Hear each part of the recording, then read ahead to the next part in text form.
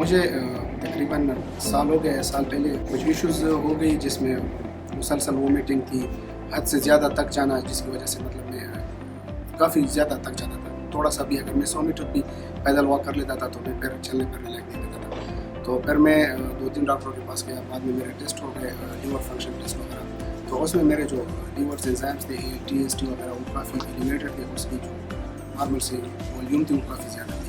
तो उसके बाद उनकी ट्रीटमेंट स्टार्ट हो गई, लेकिन ट्रीटमेंट के साथ कुछ खास इम्प्रूवमेंट नहीं आ रही थी वक्त के साथ साथ। तो बाद में फिर ऑटो इम्यून लीवर प्रोफाइल मेरा करवाया गया, जिसमें मेरा SMA पॉजिटिव आ गया और उसके बाद मेरी लीवर बायोप्सी की गई। लीवर बायोप्सी के बाद मुझे ऑटो इम्यून हेपेटाइटिस डायग्नोज किया गया। पेशेंट मेरे पास ऑटो इम्यून हेपेटाइटिस के साथ आया था।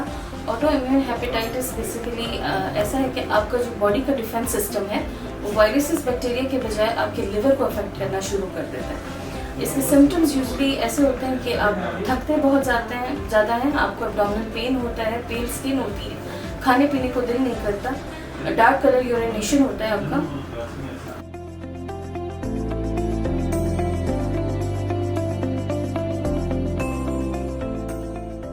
मेरा वेट स्टार्ट में चूँकि 90 था और मुख्तलिफ रेस्ट्रिक्शन की वजह से और बीमारी की वजह से मेरा वेट 55 पे आ गया और ये वेट लॉस कॉन्स्टेंटली जारी था, मतलब वेट लॉस रुक ही नहीं रहा था। तो उस वजह से मुझे काफ़ी दुश्वारियों का सामना करना पड़ा और ऑलमोस्ट मैं 3 महीने तो बेड पे रहा। मेरी कंडीशन इस हालत में हो गई थी कि मैं बिल्कुल चलने फिरने लायक नहीं रहा था और मुझे 1-2 बंदों की सहारे की ज़रूरत होती थी जब मैं कभी उठ के कोई ज़रूरत के लिए जाता या डॉक्टर के पास मुझे लेके जाता। तो 1-2 बंदे ऐसे होने चाहिए तो मुझे सहारा दे सके, मतलब मैं बगैर सहारे के अपने बेड से भी नहीं उतर सकता था। 4 फॉलोअप्स में माशाल्लाह हमने उसका वेट मेंटेन किया उसकी डाइट के साथ, और जो उसकी जो जितनी भी प्रोफाइल थी लिवर की वो देखने के साथ, उसकी डिजीज़ को देखते हुए हमने उसकी मील प्लानिंग की।